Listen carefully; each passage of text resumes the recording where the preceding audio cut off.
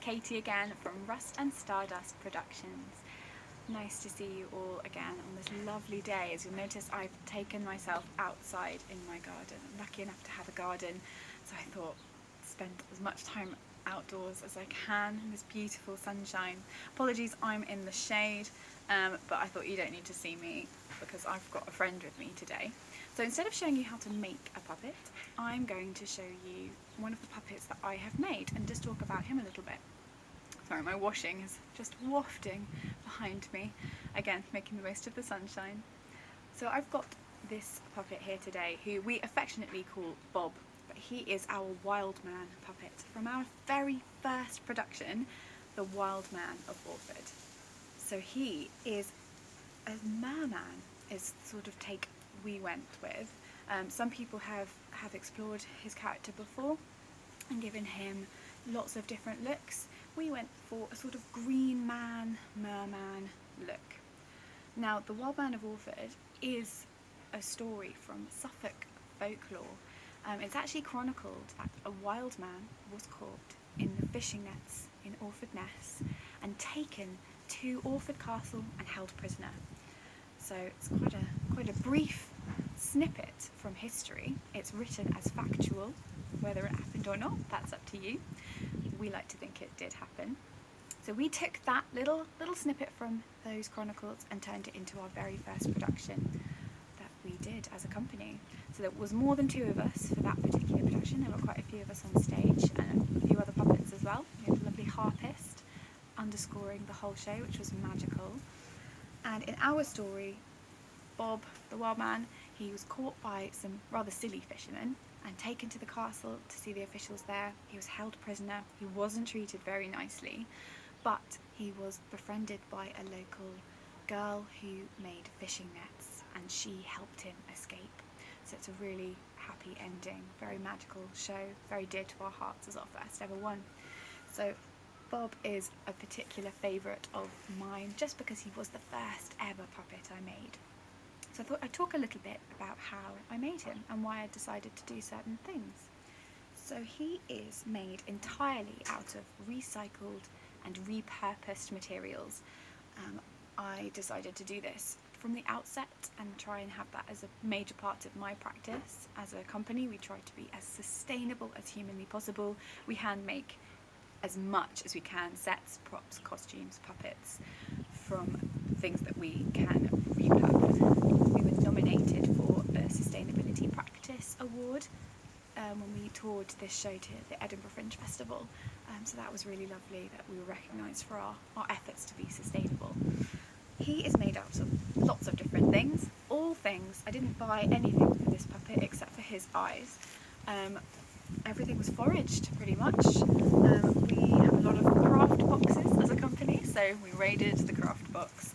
And for him, his head is made out of paper mache, so just newspaper, paper mache, and then I have an old mask, a face mask that I used for his face. I decided to do that rather than sculpt a new one because I had the mask just sitting there. It had no other purpose, it was just waiting to be used, so I decided to use it.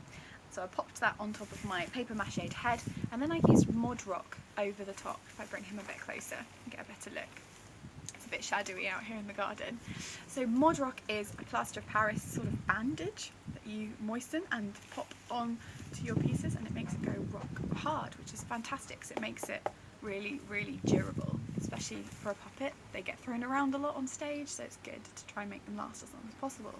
And it also gave me the scope to make some little sort of wrinkles and details on his face, which is really lovely. The only thing I bought for him pretty much was his eyes, which are faceted beads. So they've got little flat bits all over so that it really catches the light.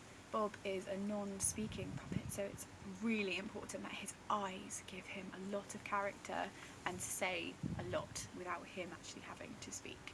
So I've painted them with really dark blue nail varnish because that's really hard wearing and it has a lovely sheen. So he doesn't have a pupil that kind of adds to his sort of magical, ethereal character. But they really, hopefully you can see in this bright sunlight, that they catch the light, and people said, we performed in a big medieval church, people said that even right at the back of this church, when they were watching the show, they could see his eyes sparkle. They still talk about it, so I know that they worked, which was really nice. For his hair, I've used green pretend, like synthetic hair.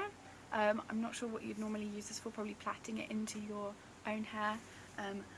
It just was the perfect colour, so we've used that. I've also used green plastic bags from supermarkets, so we don't use plastic bags anymore, so I foraged around and asked around if anyone had any green ones, could I use them, and then I cut them into strips really roughly, and then with plastic bags, if you pull them, you can actually pull them into shapes that look remarkably like seaweed, which is really fantastic for this purpose.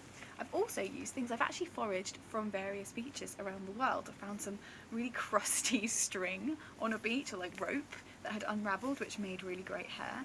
Some shells that I've collected from all around the world. This one here is my favourite. It's actually a proper spiral, and it's all pearlescent. I found it on a beach in New Zealand when I went travelling, so put that one right on his moustache. It's very special, that shell. So that's his head. He's controlled by a pencil in the back of his head, so most puppets, or lots of puppets I should say, will have a rod in the back of their head to allow it to move. I've just rammed a pencil in there, and that does the trick. It's one I didn't need anymore, so that is perfect. His body, if I move his beard, you can have a look. His body is just foam. So this was actually an old mattress topper my sister was throwing away, and I was like, can I have that please? Don't throw that away.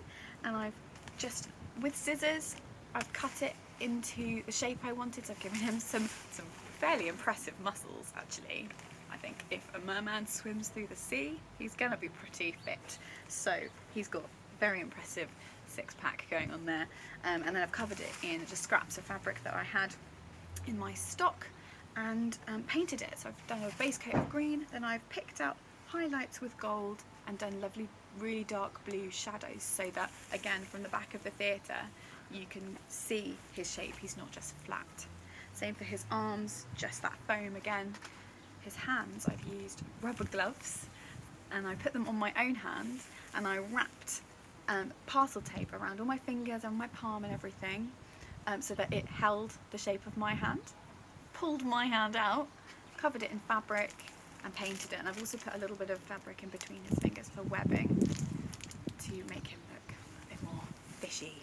And so that, they're a bit crunchy. If I was to make him again, I'd probably do a different hand design, but at the time I was sort of in the foraging mode. I got those rubber gloves and they did the trick for this particular instance.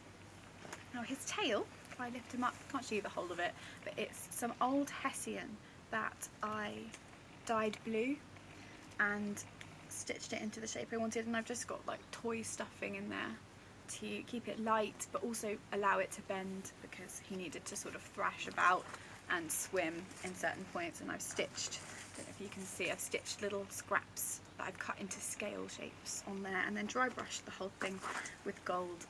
Anyone who knows me knows I love to dry brush things with gold. I just love it because it catches the light, it has that lovely metallic sheen, and it makes things look more magical. So you will notice as these videos progress that lots of things have gold on them. I'm a magpie really, I really like gold. And so that is the general gist of Bob, my merman. So he's as sustainably made as humanly possible. He holds a very special place in our hearts. As our first ever puppet, we should hopefully be reviving the Wild Man of Orford show, an adapted version for just two of us to act, with Bob of course. So watch this space, and hopefully he will be gracing some stages near you soon. Now that is it for today. Thank you for joining me and learning about one of my favourite puppets. If you have any questions, please just write them in the comments. Follow us on social media with Rust and Stardust Productions. If you are making your own puppets at home to keep yourselves occupied during this difficult time, please tag us at Rust and Stardust Productions on social media, and then we can add you in our story so more people can see your beautiful work. Stay safe everybody, stay sane, keep yourselves busy, and I'll see you soon. Should we say goodbye? Goodbye from me and goodbye from Bob.